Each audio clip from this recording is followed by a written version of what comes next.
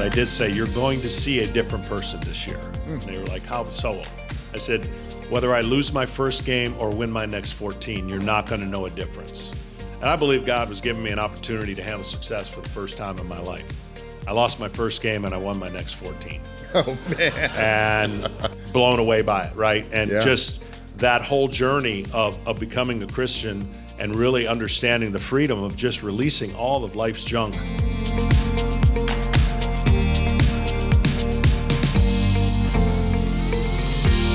That's Hall of Fame pitcher John Smoltz sharing about his need to truly surrender and commit his life to Christ. You're going to hear his inspiring story today as he shares how God was working in his life for many years. Welcome to Focus on the Family with Jim Daly. I'm John Fuller. John, I had this conversation recently at a men's golf event in Wisconsin, and we had a really good time together, hearing John Smoltz's story about his career and family and spiritual journey. I really appreciated the spiritual depth and thoughtfulness and vulnerability that he shared in front of a group of about 60 guys who attended the golf outing.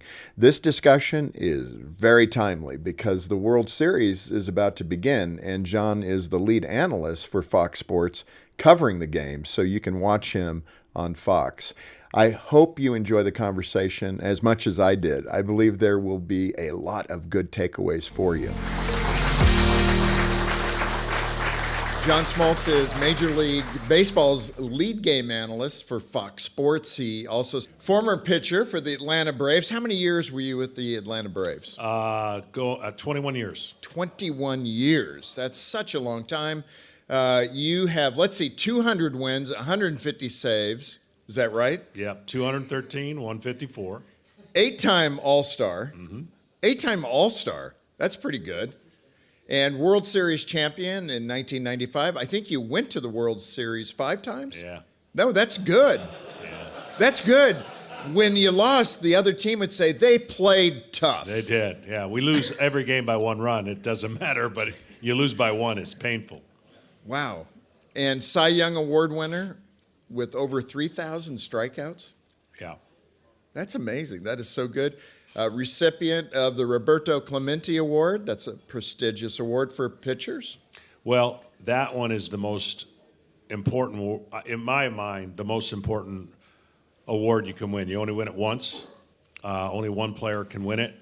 And it embodies the work you do away from the field on what Roberto Clemente meant and what his mission and what he was trying to do. And obviously that's how he ended up passing away in his endeavors to make life better for other people. So that one to me is probably the one I'm most proud of because it really has nothing to do with stats.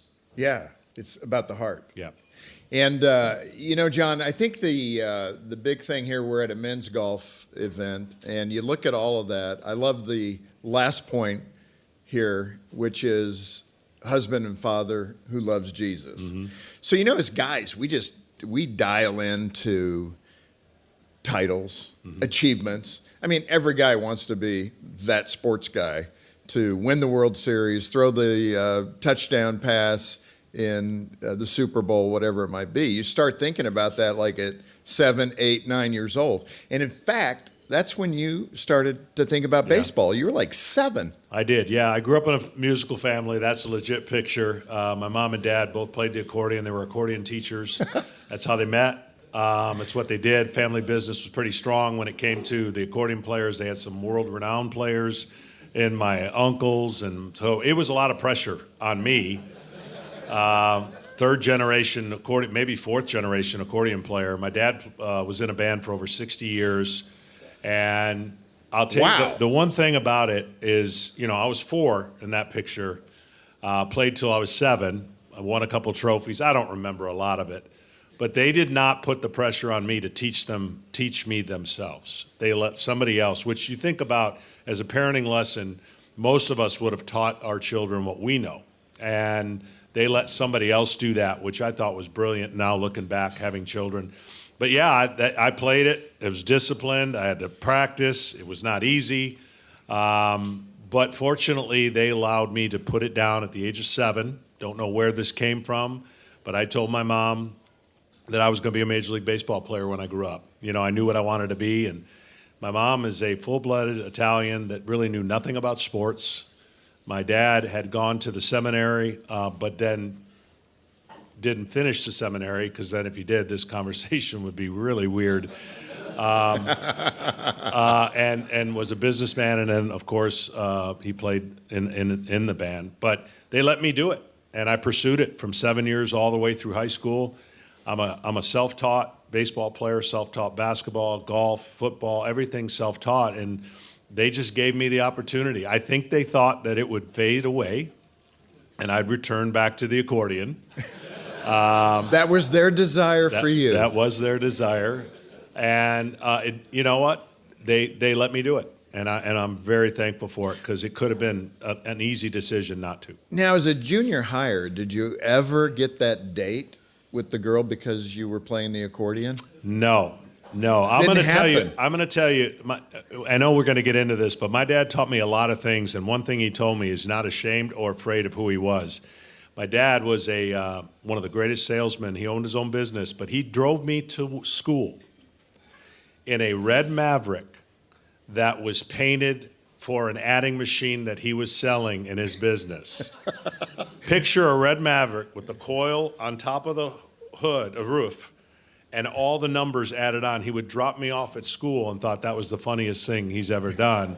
When, of course, playing the accordion wasn't rough enough on me. Getting dropped off in that at high school was not fun. Yeah, I've got to ask then, did you borrow the car on your first date? No. And your date kind of went, what? He had a horn and a speaker system. He had everything that you could have to, I think, embarrass his children and have a good time with it. But he was a self-promoter, and he promoted himself as he drove the car around town. That's interesting. Yeah. I think for guys, again, the ability to get to where you achieved, being a Major League Baseball player, a lot of young boys think about that and dream about it. But to get there, the cost of that, the intensity to do that, I see that in your golf game. We finished a round of golf. You came back to the putting green and spent like an hour putting balls while we sat there and watched you. Is that kind of commitment to wanting to make your game better, did that start at 7? It started at 4. Honestly, it started with the accordion. I know it sounds a little cheesy, but I had to put in all this kind of time and dedication and practice. And my dad showed me the way without ever saying it. He showed me that he was never, he's one of the hardest worker I ever knew. And so it started really early. And so I put in the work and the time. And this is the thing that I think is lost in today's, we're in a different time with kids and technology and social media and everything. But I blocked out anyone and anybody that was not for my dream. So in high school, you have all those pressures, and I eliminated parties. I looked at it that in life, that what I was trying to accomplish was such a low percentage success rate that why not eliminate everything that would eliminate me from getting to that point. So I viewed everything as a hurdle. And when you're hurdling, the goal is to jump over the hurdle as much as you can. Sometimes you hit them and sometimes you don't. And I just basically, with looking back now, 58 years old, the hand of God was on my life of protection in so many ways. And I'll say it like this. I was intentional in what I wanted and what I avoided. I was very intentional in my upbringing, how my parents brought me, and the moral fiber and the character they taught me. All of that's good, and all the dreams and aspirations are good, but if you're not intentional in staying away from the things and the distractions, you get sucked in, just like the world sucks you in so many different ways. I'm 58, and I'm not exaggerating this at all, and this is why I look at God's hand in my life. I lived in a business for 24 years, including spring training. It's not the greatest lifestyle. There are a lot of distractions. There are a lot of potholes. There are a lot of things that can pull you away from your faith. I was not always a Christian in my baseball career, but I've never been in a compromising situation in my life. I've never been offered a drug. I've never been in a place where you would think that exists every day in our sport. And so the intentionality was one thing, but then also God's hand was another. And I look back, and my children have experienced 10 times more things in life than I've never seen anyone do drugs. Now, what's the odds of that? And so I'm in a locker room of 25 different personalities, And what I learned was when you establish your circle, when you establish your foundation and your character, those circles don't intersect with other parts of life that might be cool, the going out guys, the drinking guys, the guys that might be doing drugs. They don't intersect. And so that protection served me well.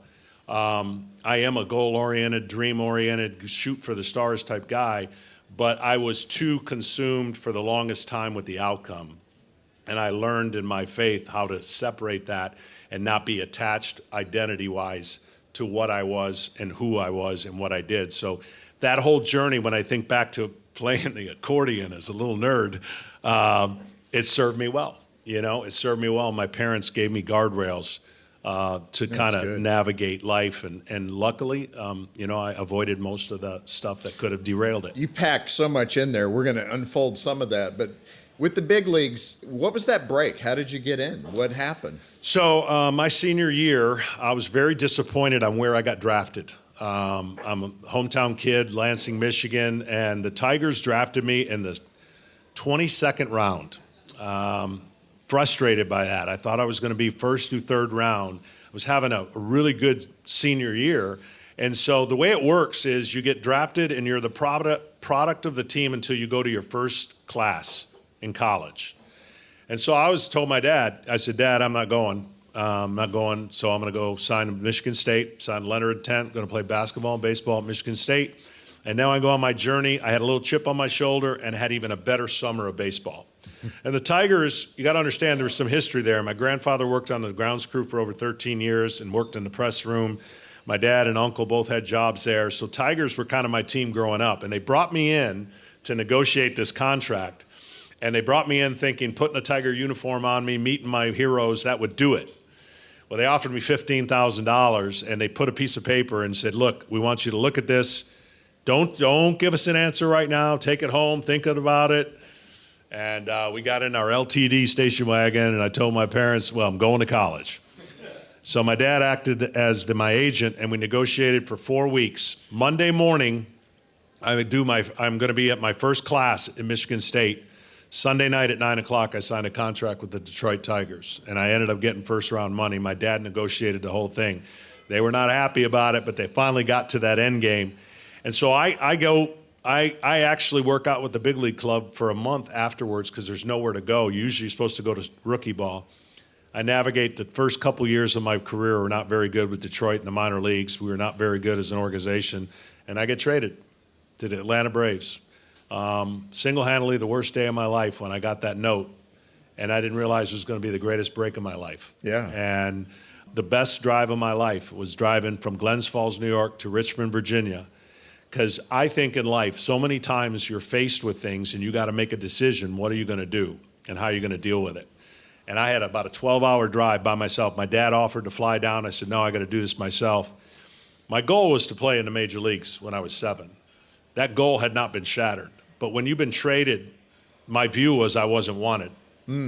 But then I had to realize as I got closer to Richmond, somebody else wanted me, and that was Atlanta. And they gave me the greatest opportunity to pitch at a young age in the big leagues, and I never looked back. So that was a huge part. You had a funny one when I think it was coming out of the bullpen as a closer. Yeah. And they would play the music for you. And you had to select the music, but you didn't really care. No. And you told the PR team whatever. Yeah, so this is that new way. Now it's commonplace, right? Everyone has a walk-up song. So I had just moved from starter to closer, and I was trying to learn this new position. I wasn't happy about it, and I'm just going to dive in head first and figure it out. Well, they came to me in spring training, and they said, hey, listen, we're doing something new this year, and we're going to give everybody the chance to pick their walk-up song. So when you come to the plate, the song that really gets you motivated and ready to hit, or when you come to the mound. And I said to them, that's the dumbest thing I've ever heard in my life. And they said, no, really, everybody's kind of getting into it. And so what's your song? And I said, I don't have a song, and I don't need a song. And I literally said, I played the accordion when I was little, so what do you You told them that? I told them, I said, you're not going to play Lawrence Welk when I get out to the mound. So I said to them verbatim, I will not be thinking about a song. Play whatever you want. I won't even hear it. I'm coming out of the bullpen trying to get 3 outs before they tie the game. I will not be thinking about a song. And they were like, can't believe it. But I didn't give them a song. So I literally, for the first month and a half, I was locked in. Never heard the song, never heard what they were playing until this one particular day. Come in to the mound and Dancing Queen's playing on the loudspeaker. I had the CD. ABBA's one of my favorite bands. It's not that it wasn't a cool song. It's just not a cool song to come in to close the game on. So in my mind, and the on-deck hitter's kind of laughing, and he should. And I'm thinking, all right, somebody made a mistake. Well, I get the 3 outs, luckily, and they come running down, and they were apologizing. They said, we didn't think you were coming in, or we hit the. I said, you made your point. I'll get a song. And that's when Thunderstruck was born. And That's a good one. I'll be honest, I got into it pretty much. It became the thing. Your song. Yeah, it became my song. And Maddox used to go in. We didn't have the most technical sound system in the locker room, but in the clubhouse, he would go in when I would come in the game and turn it up as loud as he could, as in lightning would play on the scoreboard, and the place went crazy. And I did. I ended up digging it, and it worked out well. But I owe it all to Dancing Queen. Yeah, that's good. That's good. I think you made a good choice. What do you guys think? Yeah. Hey, allow me to interrupt for just a moment here to say how much we appreciate you watching. Now, if you find value in this content, subscribe by clicking below. It'll be a big help to us. Let's go ahead and return to the show. Hey, let me ask you, spiritually, where are you at through all this? I mean, this is heavy stuff. Yeah. I mean, that big contract and things like that. And you're, So I was a Johnny Be Good. Tell me what to do and I'll do it, right? Good old Catholic boy growing up, private school, and I just always wanted to be and liked and accepted. And so I was a rules follower, and very, very much a rules follower, oldest child. And I thought being good was good enough. You know, I thought that if you're a good person, you know, what could be bad about being a good person? Yeah. And, you know, the biggest thing I realized in my first 4 years, and had some really great mentors trying to pour into my life. In baseball, when you walk in the locker room, there's 3 or 4 different groups of people waiting to capture you. And back then, 100 years ago, the Christians were waiting to see who they could get, right? And then the party guys were waiting to see who they could get. There's all these different sections of the clubhouse that you would try to be accepted by. Well, luckily for me, you know, Jose Alvarez, a big supporter of, he works for Lynx now, and he was always a solid Christian, Marty Clary and Sid Bream, and they always poured into my heart. And I'll never forget being challenged. See, I'm the one that went to baseball chapel every single time. That was our church. We couldn't go to church because we had a game every Sunday. So baseball chapel was our church. I'm the one that prayed the prayer 500 times. I wanted to make sure, triple check, double check. I was always doing the things that were surface level to make me feel okay, but it really never was vertical. It was all horizontal, right? So I was living my life in what it would be a good person's mold, but I was having some inconsistencies, and I'll never forget Sid Bream catching me off guard saying, you need to look at how you're living your life. I was like, wow, that's bold. I mean, I don't smoke, I don't drink, I don't go out. I mean, like all these don'ts. But what he was really challenging me with, he says, you know, a vertical relationship versus a horizontal relationship. And I asked this one simple question in 1995. So my first year's in 1988, and in 89 I made the All-Star team, and I was kind of going back and forth, you know, success, not success. To me, if I was successful, I was honoring God. If I wasn't, I was letting him down. Like, it was really a kind of a warped way to think about, you know, the gifts he's given me and the tools I have. It's all up to me. I can do this. And so in 1995, I asked our chaplain at the time, I said, you know, I've prayed the prayer. You've told me what it means to be a Christian, how to walk this walk. And I said, but let me ask you a question. I said, what prevents me from living my life the way I want to live it?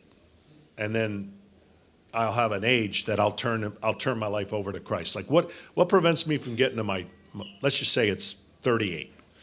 And he gave me an answer that was real simple. He said, nothing prevents you from getting that in your life, with one tiny exception. You may not get to your target date. So why take that chance? And it was just the simplest connection for me to say, I'm going to put all my trust in Jesus, and I'm going to give him all the junk that I'm trying to carry in my backpack, and I'm just going to release it. And it freed me up in a way that I honestly tell this story verbatim. 1995, we win the World Series. This is after 95. So 1996, I knew I was a different person. And I didn't go into detail with the reporters on how different I was going to be, but I did say, you're going to see a different person this year. And they were like, how so? I said, whether I lose my first game or win my next 14, you're not going to know a difference. And I believe God was giving me an opportunity to handle success for the first time in my life. I lost my first game and I won my next 14. Oh, man. And blown away by it, right? And Yeah. just that whole journey of becoming a Christian and really understanding the freedom of just releasing all of life's junk. Yeah. I was carrying it on a backpack, Yeah. and I was freed up on the mound to do some things that, and I think to not conflate it is like being a Christian doesn't guarantee success or a smooth road. But it just so happened that my introduction to that right away started with success. Yeah. I won the Cy Young. I'm having a dream year. I'm 4-0 in the postseason going into the last start against the New York Yankees, of which that I've completely blocked out of my mind and forgot that we lost 1-0 on an unearned run and 142 pitches. But Yeah, you might want to forget about that. I was dealing with things differently for the first time in my life. Let me ask you this, because I think people listening, you're saying something. Last year we had about 292,000 people come to Christ through Focus on the Family. And I just want to sit here for a moment, because you said something that most people think about. If I'm good enough, won't that be good enough? So let me give you that opportunity to make that clear distinction why works is not what Yeah. it's about. And, you know, listening to you at 4 years old playing the accordion, you were a man built to work Yeah. in that way. You had your goals. You were driving toward Right. it. You're the kind of personality that I think this issue of God's gift of eternal life must be, in that context, really hard. Yeah. Because I am pretty good, you're No thinking doubt. to yourself. So give it that best shot for the listeners who haven't fully given that over yet. Yeah. So our eyes are our measuring stick in a lot of things that we do, and the world can be really confusing when you see certain things. Good is not good enough. That's what I ended up realizing, that good is not good enough. Good people are a characteristic and a trait you'd want to have in everybody, but the reality is it's not about works. And I don't deserve the grace I've been given, like we all don't deserve the grace we've been given, that it's a free gift of life that you get to trust in Christ, that I finally understood that had nothing to do with me. It had nothing to do with my goodness or the fact that I've never seen a drug or smoked a drug. You know, I could have been just as lost walking. I don't know if this is a fair example or word picture, but I felt like in my life that if there was a fence that I could see over, and if I was walking down life thinking that Jesus was on the other side of the fence and I knew him and I was walking straight ahead, like I know him, he's right there, but there was still a fence.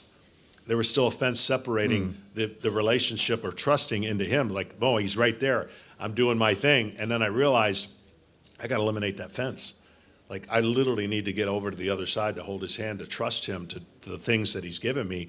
And that reality and that setting in was so freeing that being good or good works paled in comparison. Now, it's a byproduct of what he wants us to do and live out. He's given us gifts and spiritual gifts. But I think the biggest thing that I realized is that everything that I was doing, I felt was my responsibility to work towards him. And he was like waiting. It's like if you could see another word picture, because I love him, is Jesus is sitting on a stool and you're running a lap. And you're like running. And he's like, take another lap. Sounds You like know, a bad coach. You know, take another lap. You know, you keep thinking you're working, you're getting in shape. And he's like, until you're empty, there's nothing Yeah. you can give me. And until you're tired or empty, or I can use you now when you've got nothing to give. And that's the thing I had to get to in a lot of parts of my life. I considered, and I was warned this a long time ago, because when you're on fire and you're sharing in every church that they want you to share, which can be a mistake when you're a baby Christian, I was warned. I used to tell people I have the most boring testimony in the world. And they said, don't keep saying that. I'm like, why? I said, it is. It's boring. I've been transformed, but I haven't been, like in my mind, transformed from things that you hear all the time. Yeah, I'm They not said, a drug addict. Yeah, they all said that. it will not stay boring.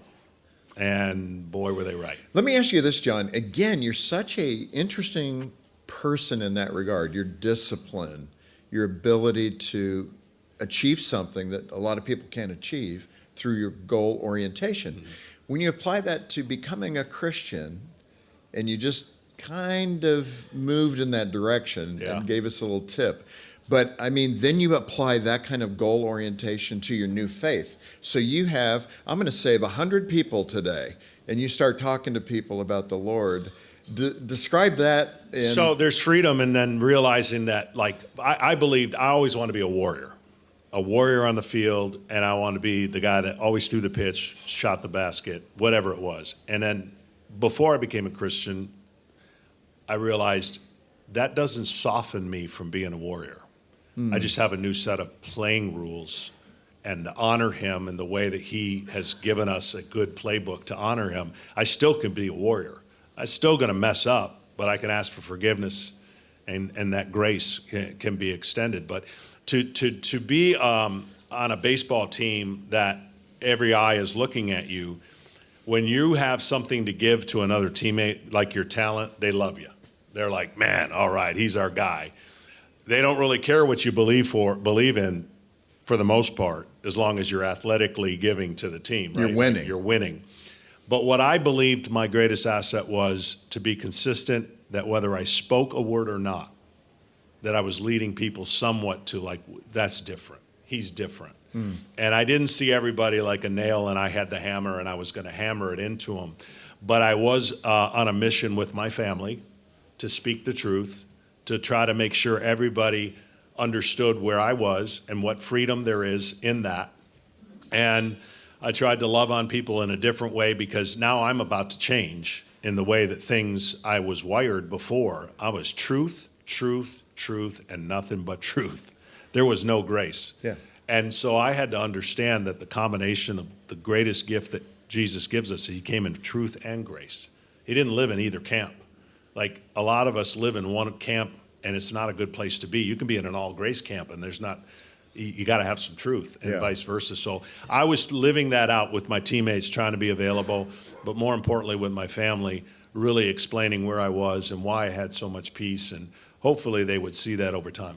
With that, though, there's a lot of dads in the room right now, and when you're the truth dad, kids can feel like they've never heard grace from your lips. That's right. And we miss it as dads, and we tend to lean into that area. We're the ones, wait till your father gets home. Yeah. Then the hammer's coming down. You want to talk about truth, he's going to put it right on your backside.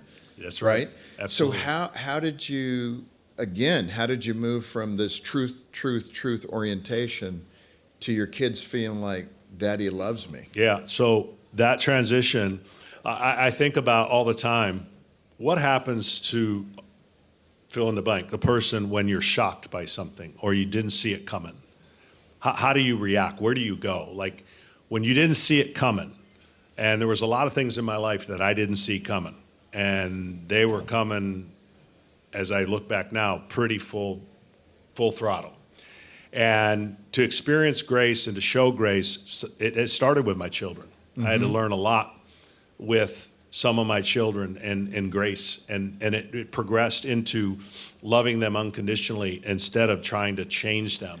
How could you do that? I mean, that's a big move. What did they say to you? Or I mean, that's a big move to go there. Move. It is, and the life that I lived was not an easy life that I lived. Gone a half the time, living in a gated community, trying to give my kids the best protection and life that I could, and then setting them up for what would life look like for them. It was a very tough 21 years from a long-term perspective if we didn't instill that faith and that consistency in their lives. So I think, when I look back now, my youngest is 25, my oldest is 33.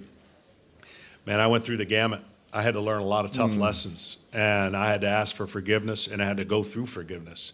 And the marinade that I was under, I would have eliminated a lot of people in my life based on the pain and hurt that happens to you. And that's what I'm saying. Like, what do you do when you don't see it coming?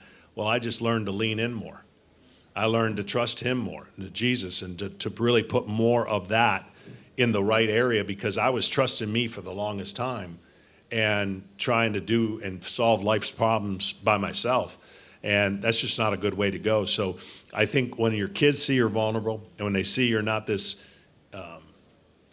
this person that can't have hard things happen to them, I kind of wish growing up they could see all the hard work I put in. They didn't. They just saw the byproduct. They never saw the 12 hours a week in the gym. I mean, they were going to school. They never saw all the hours that I was putting in and starting a Christian school.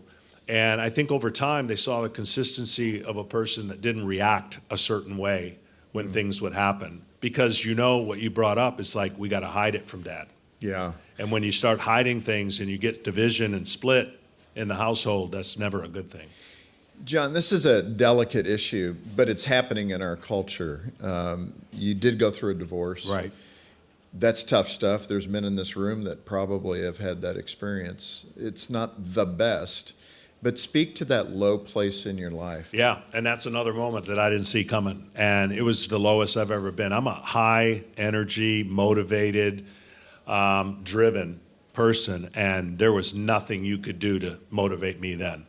And I was going through a lot of rough stuff, and the reason I don't know to this day how people can do that apart from Christ. I just don't. I think you can do, like, when you don't see it coming, the flesh is capable of doing something really stupid and living in that stupidity for a while. And I had to find out a lot about myself in that moment. And, with my kids, that was something I didn't see coming. And what I had to learn is how to walk through something that I was not good at, forgiving. I just wasn't. I think when you're not having in your mind to have been forgiven a lot, it's hard to extend forgiveness when it's for you. God if I can interject there, it feels like the older brother of the prodigal story. That is 100% me. Yeah. I mean, 100. My wife corrects me because I used to say I'm the prodigal son. She said, "No, you're the brother of the prodigal." The older brother. The older brother. Yes, that's exactly right. And I think that I had to learn through that, and that's when I was the emptiest. And I wish I was empty more, because I would trust more and lean in, because God took me through that place in my life where He literally picked me up and brought me through it to the other side. I have one of the greatest blended families in the world. I have the greatest wife, Catherine, 16 years now. And, I went through it. I mean, I went through the perfect storm. That happened. The economy crashed. I mean, there was one thing after another after another.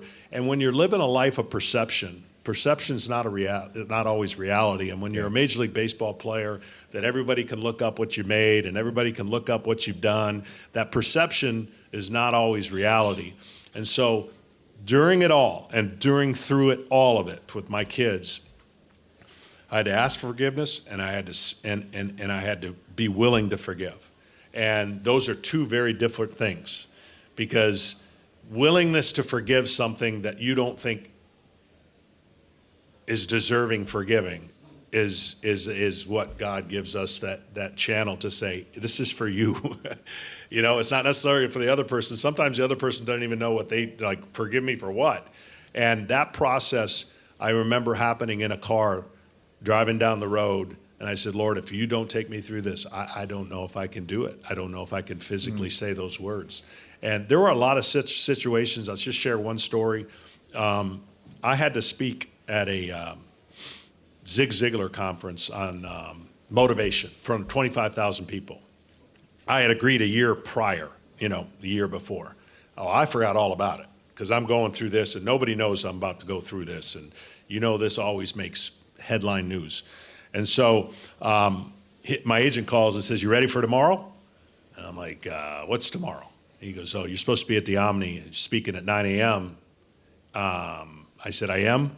And I was completely, I was out of it. I was depressed. So I drive down, I meet Zig Ziglar, and he tells me that the boxing ring in the middle of the Omni is where you're going to speak. You got 25 minutes, don't go a second over. There's a clock in the corner, and I am just like, there's no chance this is going to work.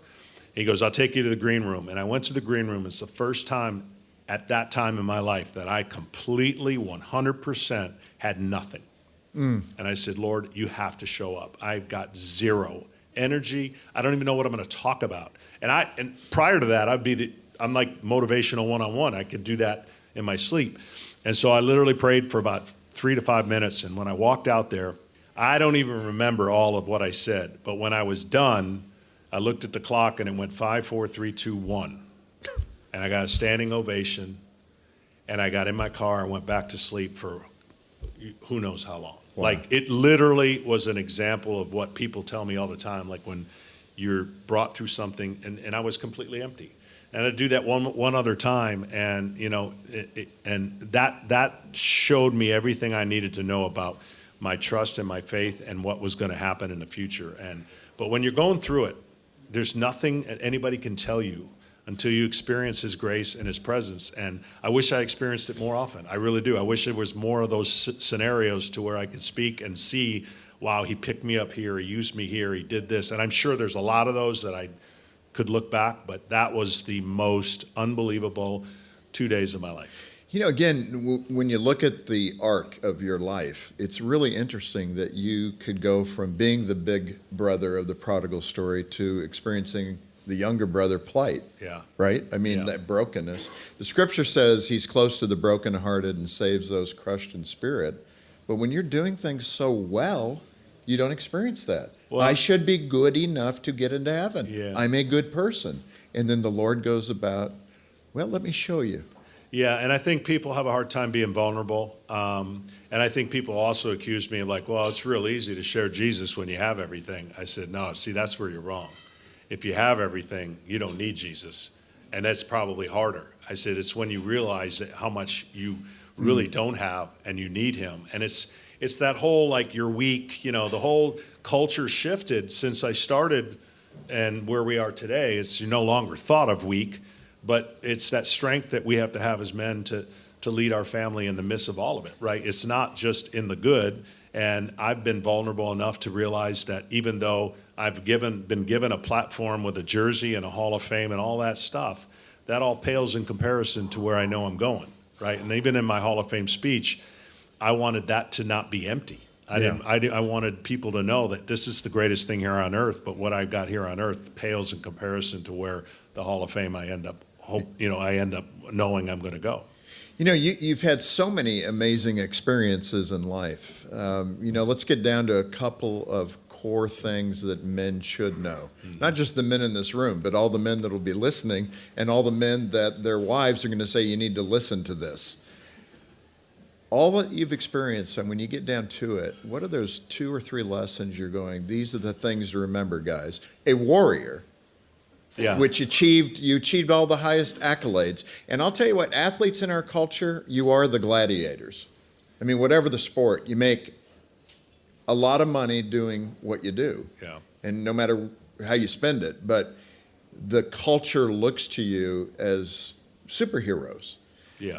So when you're looking at that, and then you're saying, okay, but the core thing in this life is Jesus. Yeah.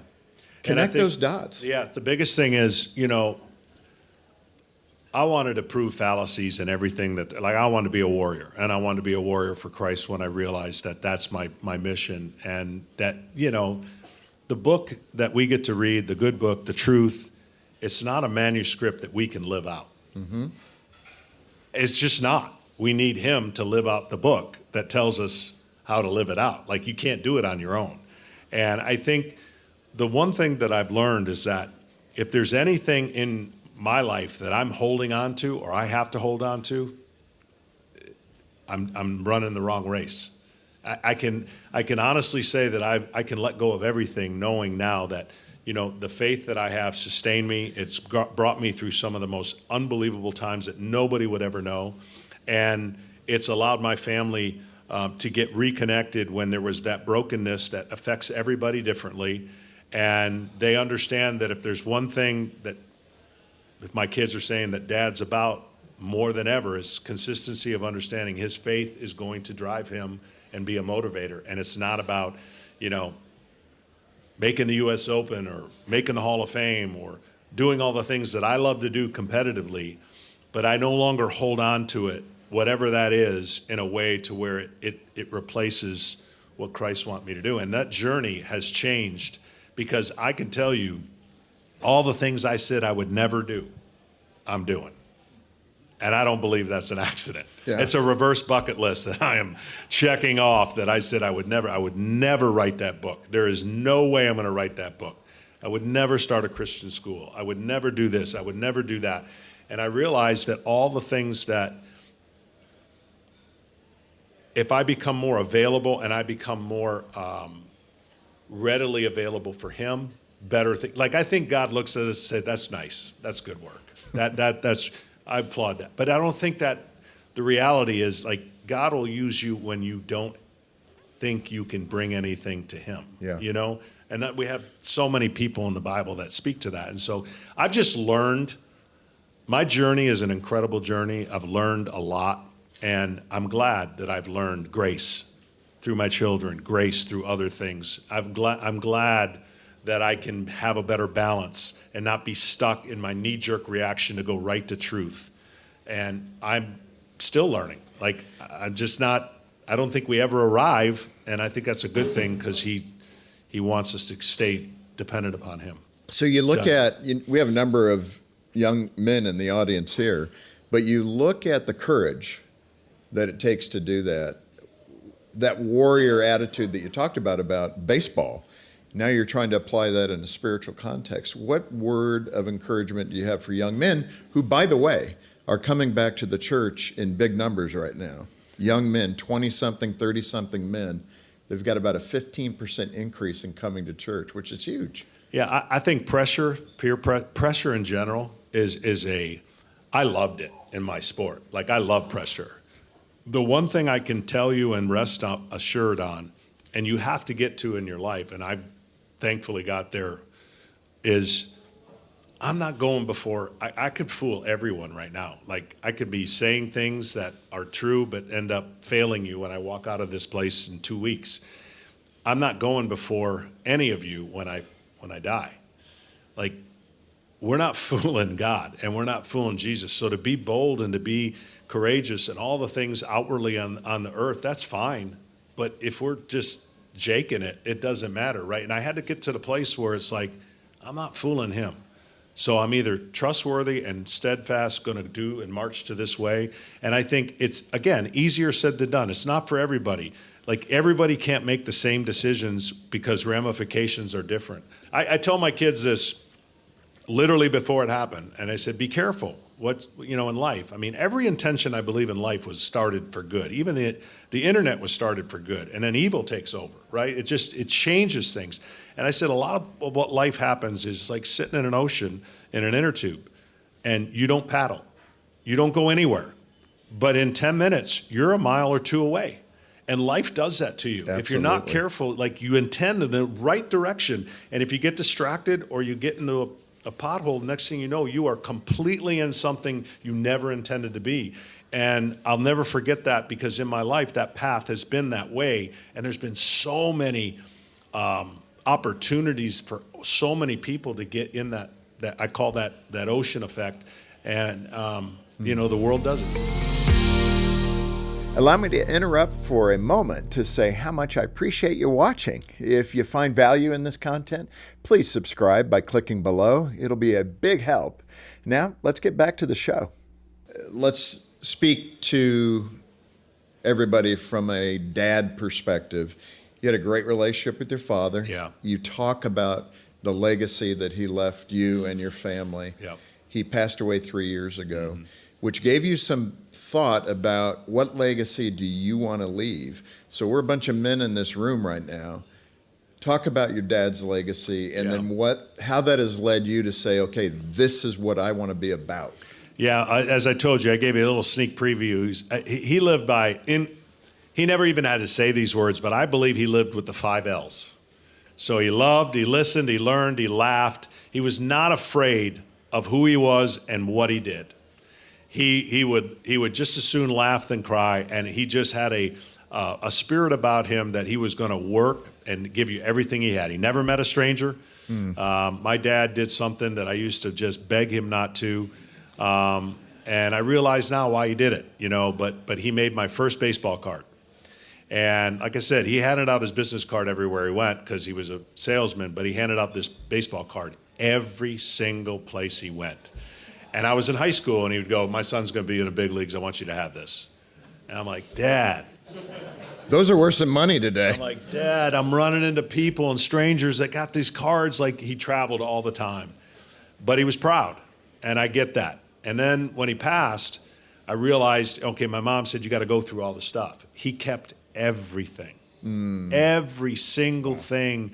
And it almost embarrasses me to think, well, we keep it on our phones now. We have the technology. He kept every letter. He kept every news clipping. He kept every video. And so it took me a day and a half to go through it, but it was very cool. It was awesome to see. And the one thing about being a dad, and sometimes it's unfair that we view our Heavenly Father like our earthly father, and if it's a good relationship, then we view our Heavenly Father in a good way. If it's a bad relationship, then unfortunately you might have that same feeling about your Heavenly Father. And I realized that, in all the way that he brought me up, and he brought me up, like I said, buzzer at the seminary, and then didn't feel like that was his calling, and then, of course, lived 80 years on this earth.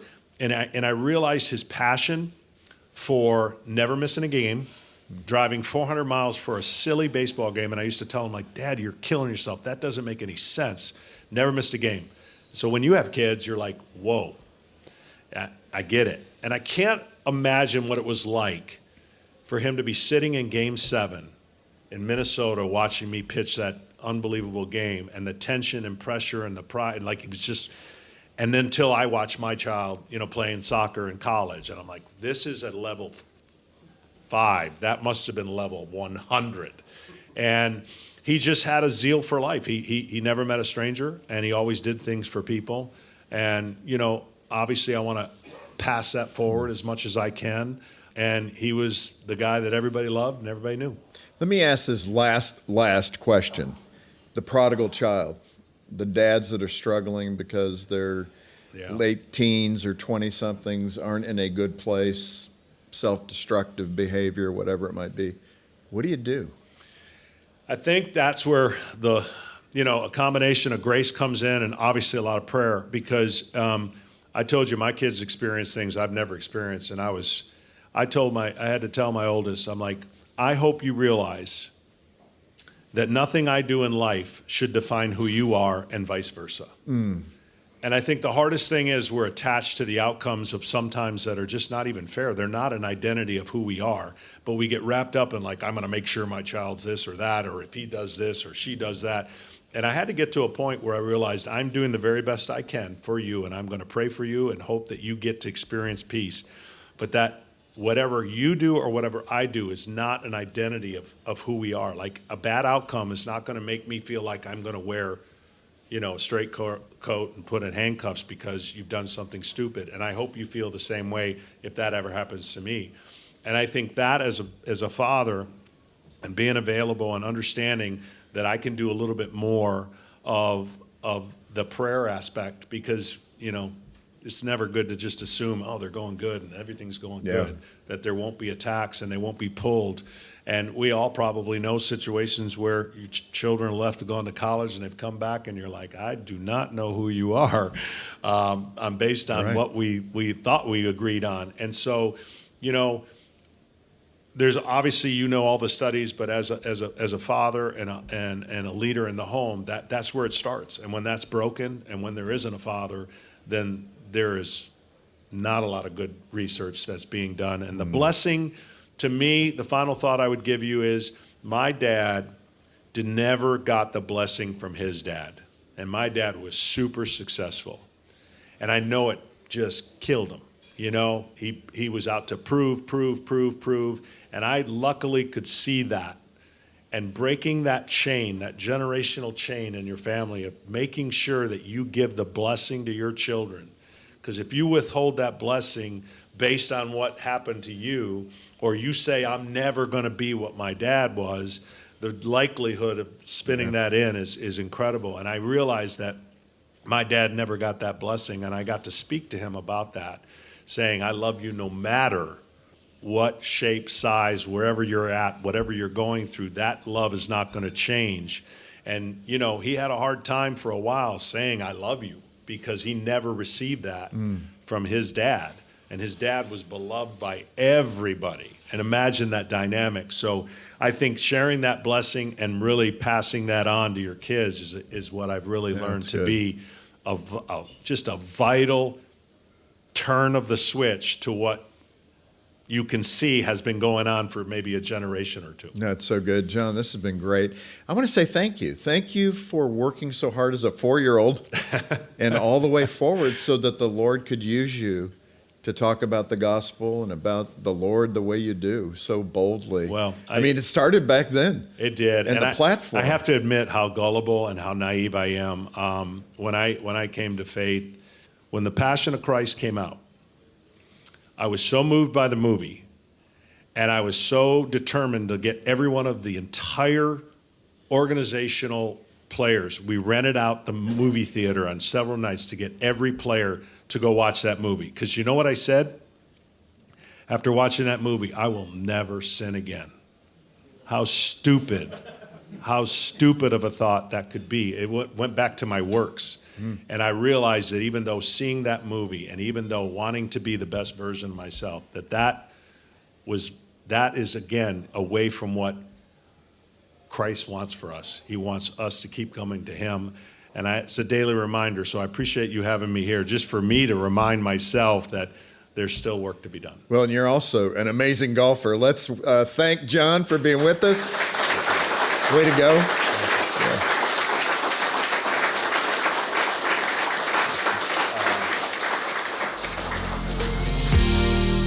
John Smoltz, Hall of Fame pitcher, husband, and father on Focus on the Family with Jim Daly. And my goodness, Jim, there were so many wonderful lessons in there. There really were. It was a really good visit, and the men in the room appreciated what John had to share about grace, forgiveness, steadfastness, integrity, trust, and so much more. He reminded us about what really matters as we live for Christ. If you've been inspired by this conversation and you don't have a personal relationship with Christ, we have a free online resource called Coming Home that tells you about how to place your faith in Him.